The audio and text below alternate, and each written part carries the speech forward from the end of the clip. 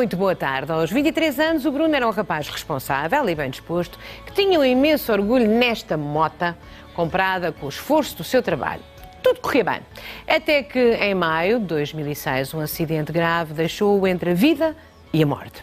Ficou com a coluna partida, um pulmão perfurado, várias lesões internas e uma dura sentença. Tinha apenas 5% de hipóteses de sobreviver. Depois de 22 dias em coma, este jovem contrariou todas as estatísticas, sobreviveu, mas foi condenado a viver numa cadeira de rodas para o resto da vida. Mas, e é aqui que está, aqui que esta história é absolutamente diferente e rara, o Bruno rejeitou a sentença. Ninguém acreditou nele, mas a verdade é que aconteceu um verdadeiro milagre. Vamos conhecer o caso extraordinário do Bruno Lopes. Ana! Homem teimoso! À favor! Devagarinho, não sei se tem que ser devagarinho ou não, se calhar não tem, não é? Dá uma sensação que é muito despachado. Sim, tem que ser. Obrigado. Sempre foi? Ou é agora enfim, a situação em que se encontra agora que o obriga cada vez a ser mais rápido? Boa tarde. Boa tarde. Boa tarde a todos. Eu sempre fui. Sempre foi assim? Mesmo antes de ter o meu acidente, desde jovem, sempre fui, ou tentei ser muito despachado. Muito despachado e muito responsável. Muito dinâmico, responsável, fruto da educação que também é considerado, chamam-lhe Bruno o Homem Milagre. Porque o que aconteceu consigo é absolutamente improvável, não é? Porque antes disso tínhamos aqui um desportista que deve ter ajudado, não é? Também. Isso ajudou, não é? Bem, conte-me lá, como é que era antes do acidente, como é que era a sua vida? Conte-me lá. Eu não me gosto de considerar milagre, mas assim, os milagres fazem-se todos os dias com a luta diária, dia após dia, com muito esforço e com muita dedicação, sabendo o nosso caminho. Como é que eu era antes? Era um miúdo normal. Como eu tenho um irmão mais novo, tenho primos, tenho família, tinha amigos, jogávamos na rua, jogávamos até o sol se pôr, com uma infância muito feliz, dentro das nossas dificuldades típicas de quem vive na aldeia ou nas vilas portuguesas. O meu pai ficou sem o pai dele, tinha 1 ano, a minha mãe também é uma irmã de 4. Portanto, gente que sabe... Gente com fibra, isso, não é? Pessoas das beiras e de outros pontos do país sabem o que é que isso quer dizer. Mas a sua infância é passada aonde? É passada aqui em Lisboa. Ou seja, os meus pais são do Ribatejo, ou Beira Baixa, mas a minha infância já é toda cá em Lisboa.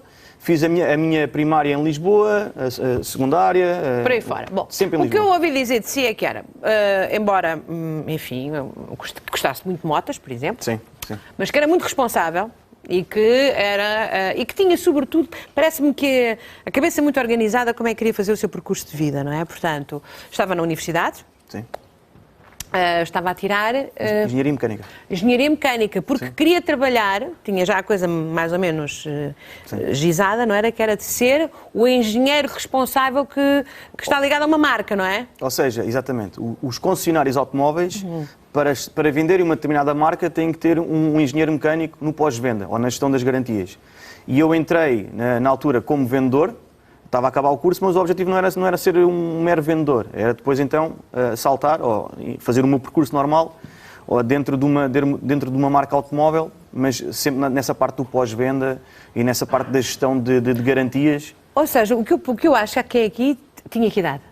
Eu tinha 21, 22. 21, ou seja, com 21, 22 anos já tinha a cabeça muito organizada, não estava à espera como muitos miúdos hoje estão, que é, não sei bem, depois logo se vê, o que aparecer, não era a sua cabeça. Não, porque eu desde muito pequenino sempre gostei de ter as minhas coisas e de comprar as minhas coisas e ter as minhas pequenas, os meus pequenos prazeres, que era o caso da minha moto.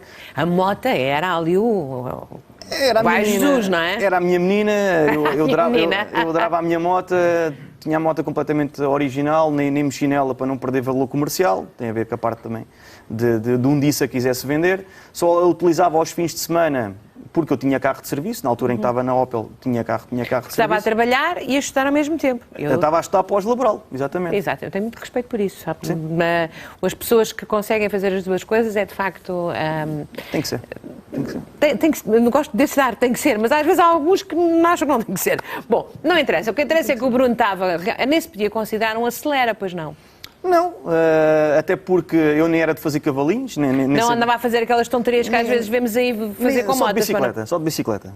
Cavalinhos de bicicleta. De moto nunca, nem muito cuidado. Sempre tive muito cuidado com os outros e sempre tive cuidado muito comigo. Porquê? Porque como era vendedor de automóveis e andava todos os dias a conduzir, tinha sempre muito respeito e porque também já tive amigos meus e que tiveram acidentes e que faleceram. Eu fui uma dessas exceções, mas a questão é mesmo termos muito cuidado e eu rejeitei sempre, porque eu também nunca acreditei que tinha tido um acidente de moto, porque eu era sempre muito cuidadoso. Pois, mas a verdade é que aconteceu. Acontece num fim de semana, e está a olhar para aquilo que eu tenho na mão, já está a sorrir. Yeah. Aconteceu num fim de semana que os pais não estavam, não é? Os pais tinham ido então ao local de origem, não é? À terra deles. Neste fim de semana. O Bruno, então, andava ali, era a Avenida do Brasil, não é?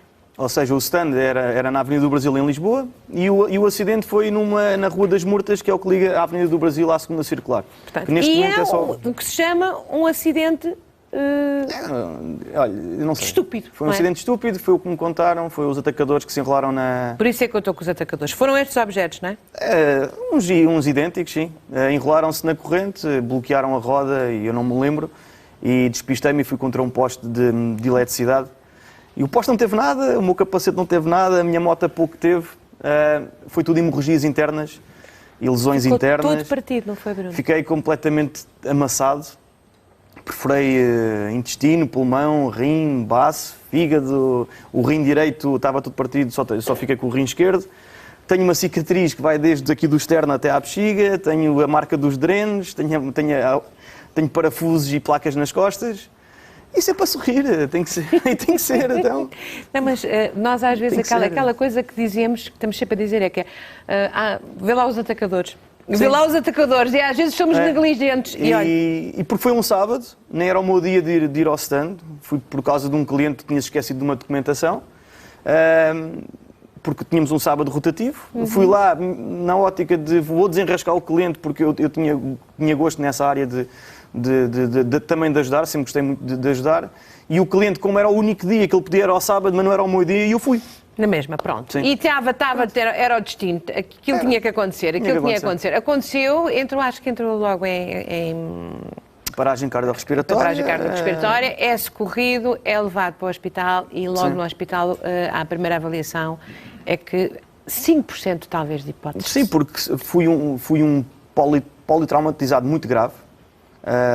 Eu acho que o milagre foi mesmo realmente ter sido perto do Hospital de Santa Maria, porque aquilo ali da Avenida do Brasil, a cidade universitária, e foi um sábado, veio logo a VMER, veio logo o médico, eu não me recordo, o que me contaram, veio não tem recordação nenhuma, nada de coisa nenhuma. Zero, só do dia antes, esse dia, há pessoas que eu depois, entretanto, conheci em Alcoitão, que lembram-se até à altura do impacto, eu não me lembro rigorosamente de nada, só me lembro do dia antes, e depois lembro-me passado 22 dias quando acordei, que não sabia onde é que estava, mas aí depois lembro-me.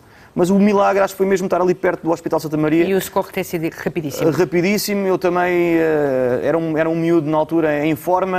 Porque já nessa altura fazia uma série de esportes, não é? Sim, dentro da minha disponibilidade, sempre gostei de fazer futsal na altura em que estava no meu ensino preparatório e secundário. Depois, quando entrei para a faculdade, comecei a ter menos tempo. Então fazia os meus passeios de BTT aos fins de semana, participava em provas. Portanto, estava sempre foi em isso forma. Se calhar que aguentou tudo o resto, não é? Bom, a sua família, entretanto, não fazia ideia do que estava a passar, porque os pais estavam longe. Sim. Depois, quem sabe... Foi o meu irmão, é o seu irmão, não é? É um bocado esquisito, mas é verdade. Ou seja, eu fui de manhã, tinha combinado com um amigo meu, depois do almoço, irmos ao salão automóvel na FIL. Os automóveis e as motas. Pronto, é um gosto. Há coisas piores. O álcool é pior, a droga é pior. Era o meu pequeno mimo, nós gostávamos muito daquilo. E eu nunca mais cheguei a casa. O meu telefone ficou todo partido, completamente desligado. Esse meu colega foi ter à casa dos meus pais, vivia com os meus pais. O meu irmão estava lá, ele nem sequer foi, ele nem veio almoçar a casa. Passou-se aqui alguma coisa, o meu telefone nada. E aí começaram a ficar preocupados. Muito preocupados, começaram a ligar para os hospitais, para a polícia, não sei o que, até depois chegou uma altura, o meu irmão, acho que ligou, já não sei para onde é que ligou, ou se foi ali para... Começaram a juntar as peças, para se lhe aconteceu alguma coisa. Ele foi ao stand, ligaram para Santa Maria, e depois foi aí que lhe disseram, olha, entrou aqui um jovem desconhecido, entretanto os meus documentos também foi tudo à vida, idade aproximada de 25, mas... Não sabemos. E depois acho que então o meu irmão, com esse meu amigo, foram ao hospital e identificaram-me, pronto, era eu. E os meus pais só souberam no domingo. O meu irmão esteve ali, aguentou-se ali. Porque era o dia da mãe, não era? Era assim, acho que no domingo era dia da mãe e ele aguentou-se ali forte e feio, desde sábado até domingo, para não lhe dizer nada. Coitado. E esperar que eles chegassem. Pronto, olha, o seu irmão, acho que costuma dizer que depois desse dia nunca mais foram os mesmos. Nunca mais ninguém foi o mesmo na família. Acho que não. Muda, não é? Acho que muda e serve para unir as pessoas. Mas olha, e acho que... Olha para ali, acho que foi olha para ali, se faz favor. Pronto. Para ali para cima. Olá, Bruno. Por motivos profissionais não é possível estar presente, mas não podia deixar uma mensagem. És um lutador. Uma das coisas mais difíceis de fazer na vida foi dar notícia aos nossos pais que tinha existido um grave acidente e que havia poucas probabilidades de sobreviver. É uma grande caminhada, mas com a tua força de viver e coragem é mais um dos desafios superados na tua vida. És um exemplo de vida para todos. És sem dúvida um orgulho para a nossa família e um herói. Como tu próprio dizes, a vida só é dura para quem é mau. Forte abraço, Tiago. É mesmo. O meu irmão está na Suíça. Mas continuam muito unidos, não é? É, sim. Ele está longe. Ficou agora um bocadinho comovido. Eles não mereciam. Então... Mas pronto. Então, conta lá, eles não mereciam? O que é que isso quer dizer? A nossa família é muito lutadora. E não mereciam que isto tivesse acontecido, mas eu acho que isto também só acontece a quem tem força para recuperar. E de alguma forma, eu acho que o meu exemplo tem sido um exemplo para os outros. E o meu percurso é lutar diariamente. Mas os meus pais não mereciam, sempre um percurso muito lutador desde o início. E o meu irmão também, foi para a Suíça com a minha cunhada, isto aqui está mal, vamos lutar, foram para lá sem saber alemão, que eles estão na parte alemã, mesmo a arriscar e a tentar uma vida melhor, não estar aqui à espera que as coisas aconteçam e que entrem pelos buracos das telhas, aos trambolhões e que as coisas venham ter aqui comigo e olha, não, temos que ir à luta e temos que ser guerreiros, porque a vida é curta e a vida é dura para quem é mole e temos que ter muita perspectiva de muito respeito pelos outros, mas também muito respeito por nós e com a nossa força e com aquilo com os nossos conhecimentos e com as nossas potencialidades. E ele também é um exemplo de vida, aguentou-se ali à bomboca. Então um aplauso para o irmão. Pronto. Um aplauso para a família toda. E para os amigos Mas olha, a verdade é que é claro que toda a gente se juntou à sua volta, não é? Claro que sim. 22 dias depois acorda de um coma, não é? Sim. Acho que quando se percebeu que estava no hospital ficou mesmo muito desorientado, não foi? Ou seja, eu quando acordo, ou antes de acordar, eu não sabia a mínima ideia onde é que estava, o que é que tinha acontecido, completamente desorientado no tempo e no espaço, não sabia se tinha passado um dia, uma hora ou se um ano. A medicação era muito, eu estava à base de morfinas e estava à base de tudo mais pesado existia para conseguir aguentar as dores. O meu corpo parecia, o meu pai costumava dizer, o meu corpo parecia um tapete de alcatrão, estava todo negro, eu estava cheio, tinha que aguentar as dores, mas eu durante o coma eu ouvia as pessoas. Ouvia? E as máquinas que tinham reações muito estranhas, que até perguntaram à minha mãe, que a minha mãe é auxiliar em Santa Maria, se o seu filho é toxicodependente. Perguntaram isso, não, o meu filho é saudável, e acho que aquilo já era o meu corpo a tentar reagir, e o meu corpo de qualquer das maneiras a tentar superar aquela dificuldade. e daí o coma ter sido um coma muito, muito atribulado, porque eu, enquanto estive nos cuidados intensivos em Santa Maria, muitas das vezes os meus pais não podiam ir ver. Porquê? Agora não pode, faleceu o rapaz que está ao lado dele. Ai, que horror. Agora não pode ir ver porque faleceu o que está à frente. Agora não pode porque faleceu o outro. Porque eu era um politraumatizado muito grave. Ou seja, depois os médicos só me operam a coluna passado 4 dias, que era quando eu estava minimamente estável. Ou seja, de facto, para a equipa médica não havia grandes chances. Agora, as máquinas iam dizendo que está aqui um lutador, não é? Eu não sei o que é que a toxicodependência tem a ver com as máquinas, mas... É a reação. É a reação do corpo, é? E é depois... Tem a ver com todas as suas hormonas corporais e tudo aquilo que o cérebro depois injeta no organismo para tentar compensar o que está a acontecer de mal e todas as hemorragias.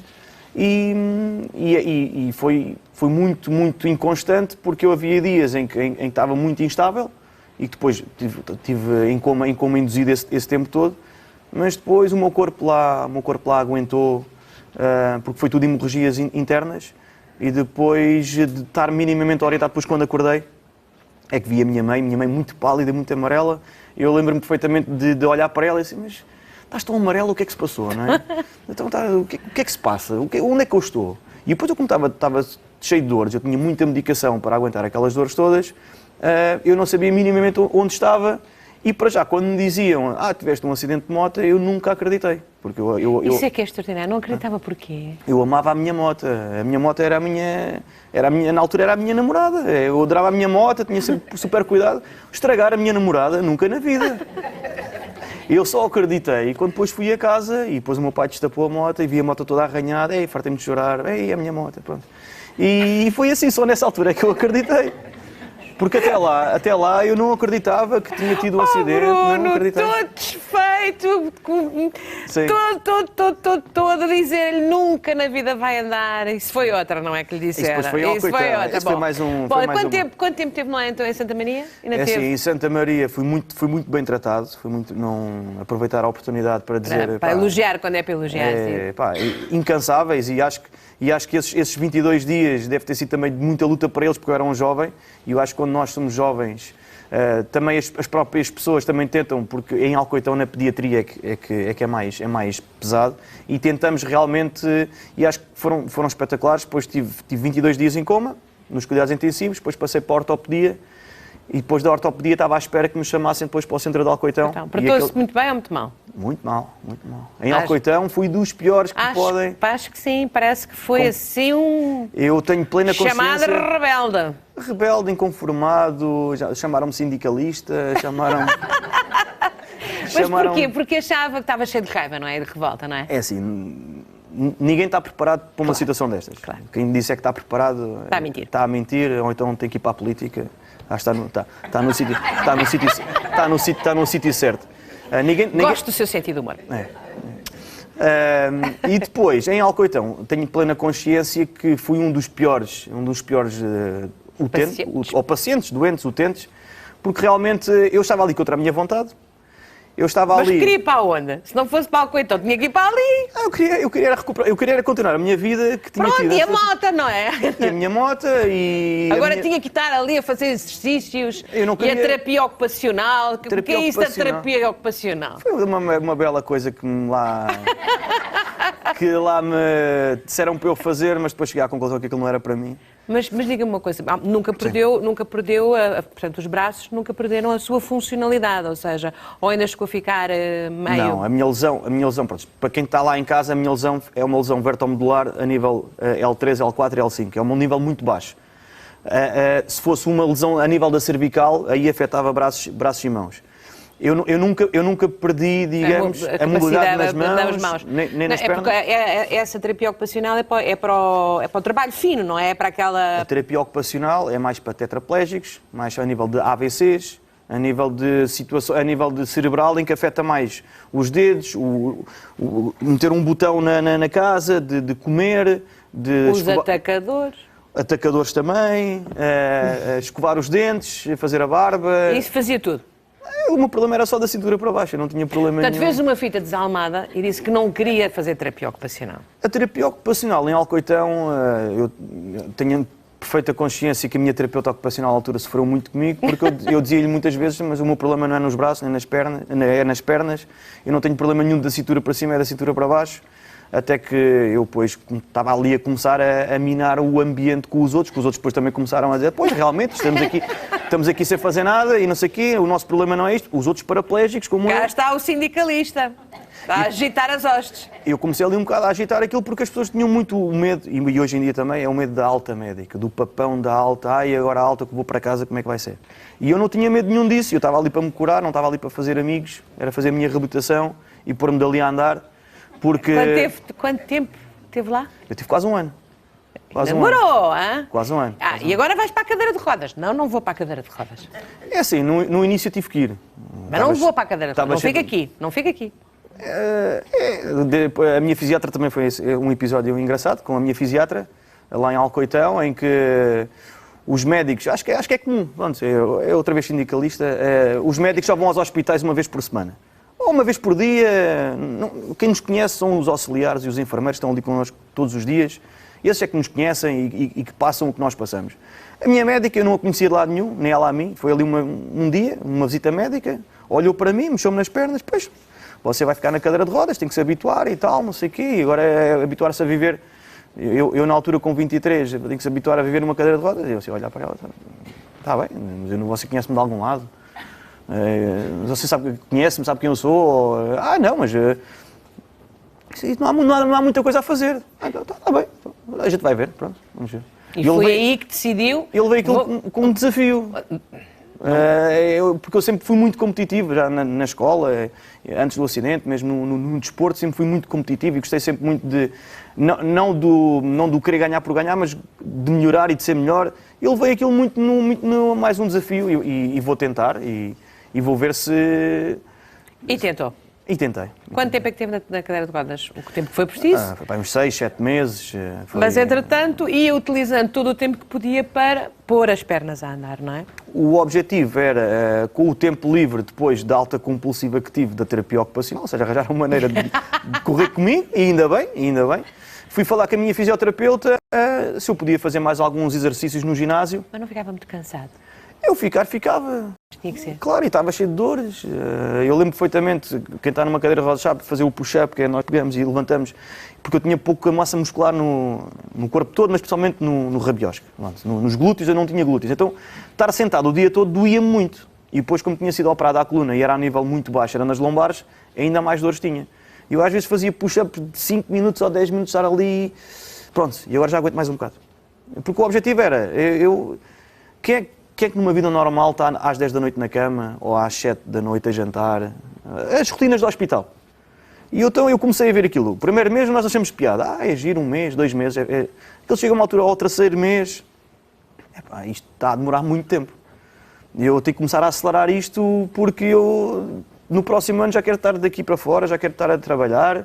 Porque eu também depois tinha na minha cabeça esse cronograma. Imposto e o objetivo é a escadinha, de grau a degrau, ir colocando. Olha, eu para o ano já quero estar daqui para fora. A andar ou não, eu quero estar daqui para fora. E tentar realmente ter essas pequenas vitórias para nós também nos motivarmos e também motivarmos a nossa família, os nossos amigos. Exatamente. Aparece-lhe um dia lá uma médica alemã, não é? Que acreditou em si. Uma fisioterapeuta. Ou seja, já foi depois todo o percurso da negação, do luto, da rejeição, aquela parte inicial em que eu não queria ver ninguém. Houve uma fase que não queria ver ninguém, não é? Não queria ver ninguém, nem a minha família. O meu pai queria me dar um telemóvel, eu não queria. Eu ia almoçar só depois dos outros. Tinha vergonha da minha situação e como estava numa cadeira de rodas ali... Tinha vergonha? Tinha. E há muitas pessoas que têm vergonha e que não admitem e que vivem em permanente negação e depressão e nunca mais ultrapassam isso. Mas a cadeira é apenas uma ferramenta e um utensílio para nós realmente continuarmos a nossa vida e não há que ter vergonha. Mas eu, como jovem, que não conhecia esta área nem do desporto adaptado, nem na área da deficiência, completamente a leste, como uns jovens normais, né? Completamente a leste de tudo e mais alguma coisa, tinha vergonha daquela situação e depois, eu como estava em forma, eu perdi toda a massa muscular, eu fiquei para aí com 40 quilos. Saiu do hospital com 30, não é? 30 e tal. Então, comida do hospital, não se come grande coisa nos hospitais, e depois tem que ser tudo muito controlado, e depois o pequeno almoço, ninguém engorda num hospital, não é? Infelizmente. Agora ali a questão foi mesmo, tudo era massa muscular, e eu sabia disso, eu tenho que ir para o ginásio, para ganhar massa muscular. Apanhava tudo o que apanhava de hora possível no ginásio. E depois ia, também comecei a criar relação e amizade depois com as enfermeiras, também ia depois para o ginásio de enfermaria, estava só em pé.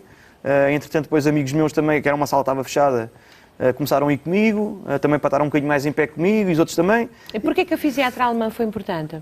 A fisiatra alemã, isto porquê? Eu fui, digamos, eu e mais 2 colegas meus fomos, digamos, cobaias, porque eu tinha imensas dores, mas eu nunca perdi a sensibilidade nas pernas. Ou seja, eu tocava só assim com um dedo nas minhas pernas e parecia que estava a espetar uma faca. Era o que na altura diziam que era a inflamação medular, a nível da medula, que me provocava essas dores todas, mas eu não tinha movimentos ativos. Eu entrei em Alcoitão com uma lesão completa. Uma lesão completa quer dizer que o fio cortou e não mexe mais. E entretanto, depois, como eu tinha muitas dores, e depois entretanto, ela quando veio, eu já mexia qualquer coisa, mas muito pouquinho na perna esquerda. A perna esquerda foi a primeira a acordar. Porque foi do lado oposto ao acidente, tem a ver com as células nervosas. E ela, se calhar também da Segunda Guerra Mundial, ela já era muito, muito velhota. Típica alemã, com quase 2 metros, com quase 100 quilos, olhos azuis, cabelo curto.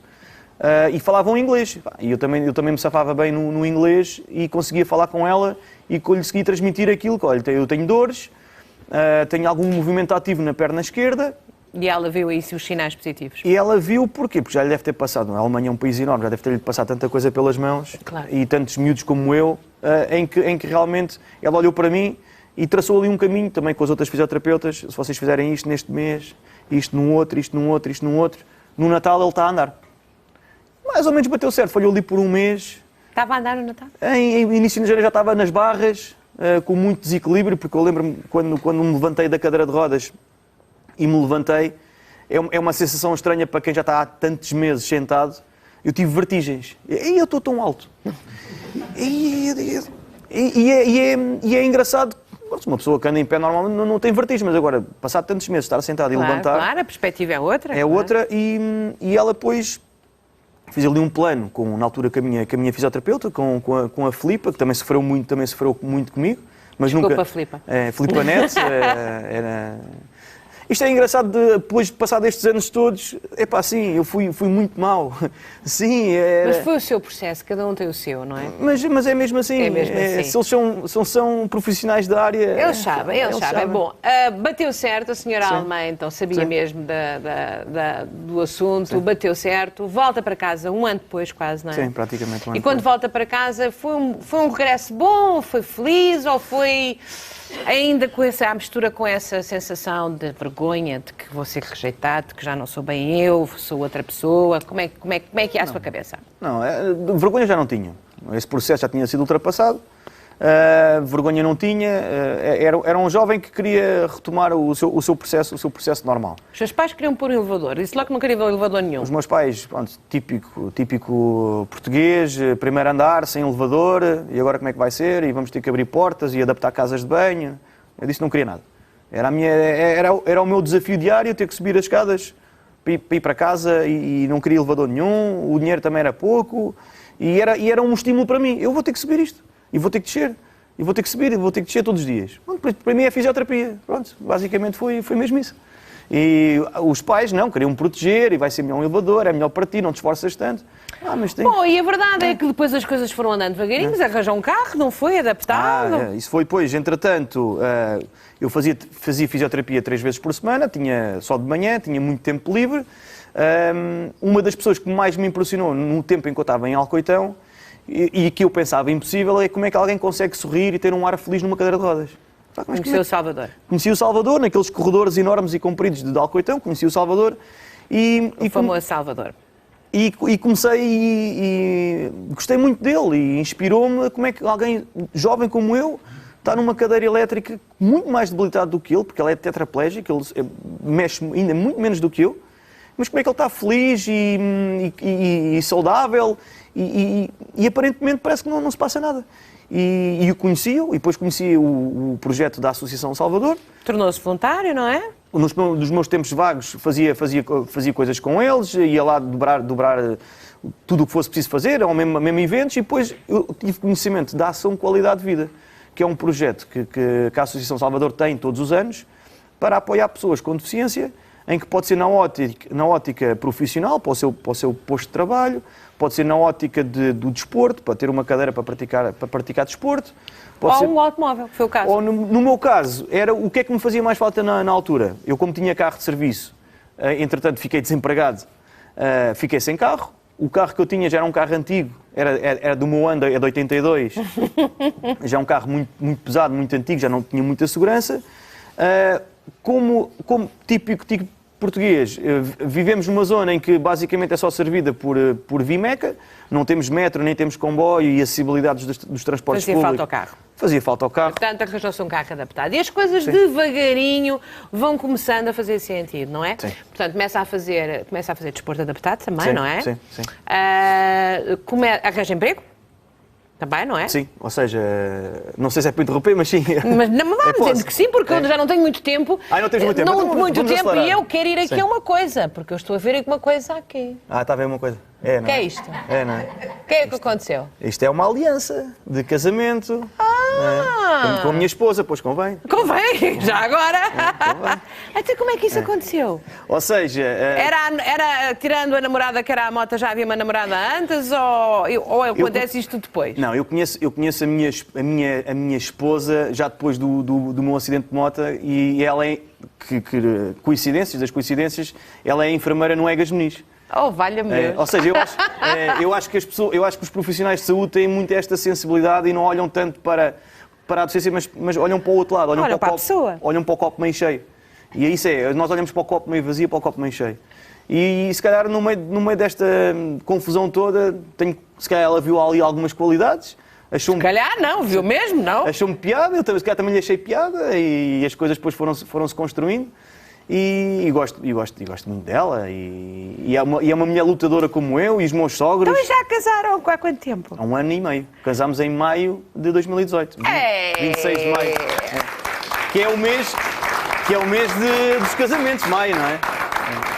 Olha, mas isso não estava na sua cabeça, ou estava? Não estava, mas era o percurso natural, porque entretanto nós já vivíamos juntos, ou seja, temos um percurso normal, começámos a namorar, depois quisemos juntar os trapinhos, ainda vivemos na casa que vivemos hoje, que é uma casa minúscula, mas é casinha de bonecas, tem 50 metros quadrados, mas para nós os dois chega.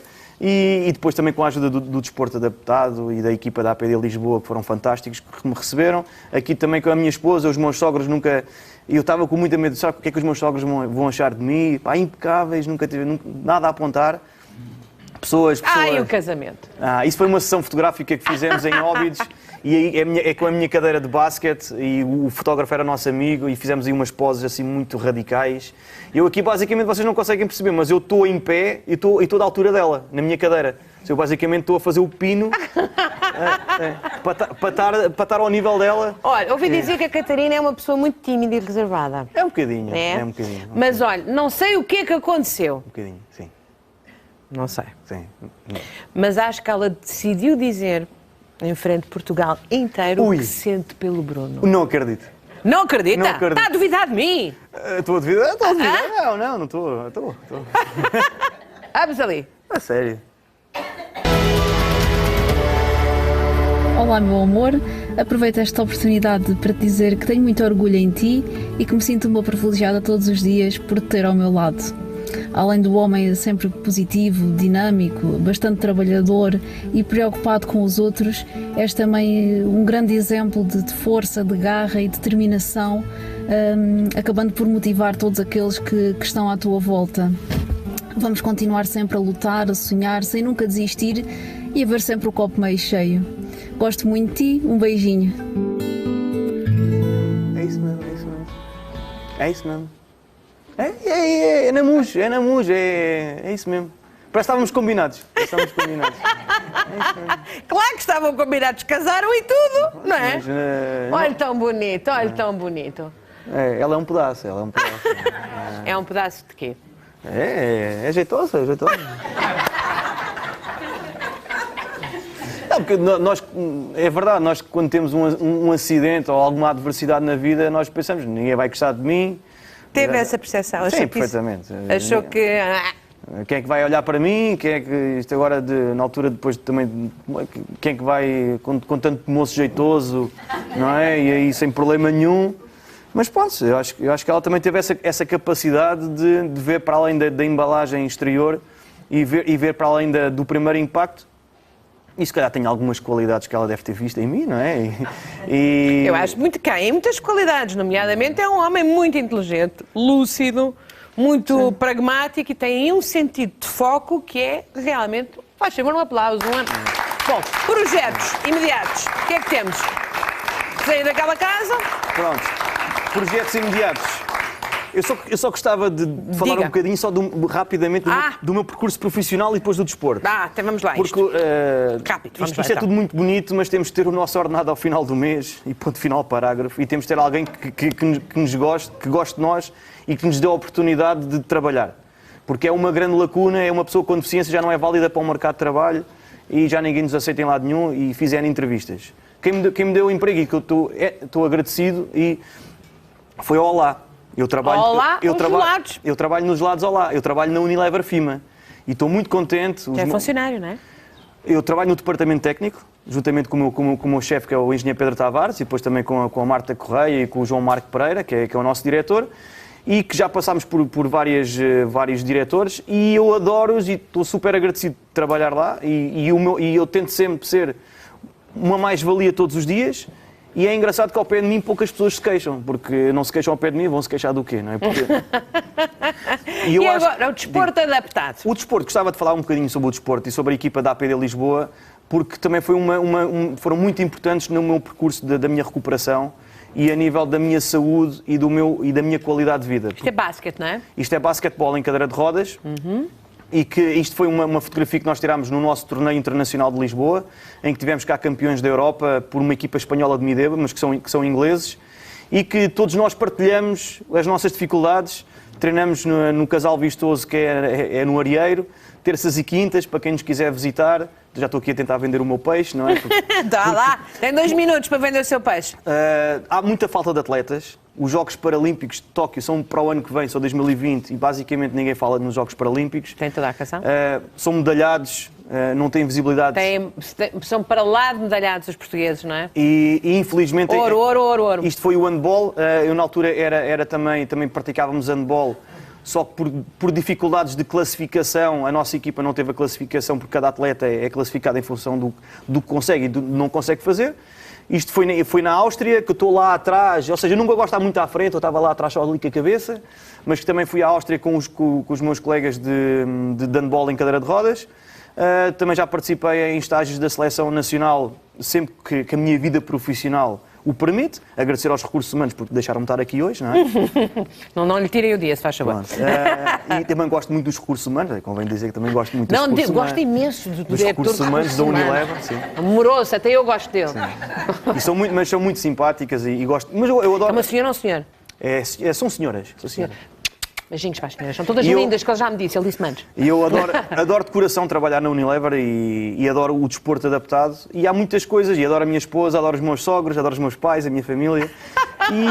E acho que a vida é mesmo isso. Um aplauso para si, que é maravilhoso. E espero que corra tudo muito bem. Muito obrigado. Foi um prazer conhecê-lo. Muito obrigado. Ora então, este homem é difícil de calar, hein? Mas lá conseguimos e sobretudo é uma história de facto muito inspiradora e o sentido do humor ajuda muito na vida. Tem tudo a ver com a inteligência, não há dúvida nenhuma. Bom.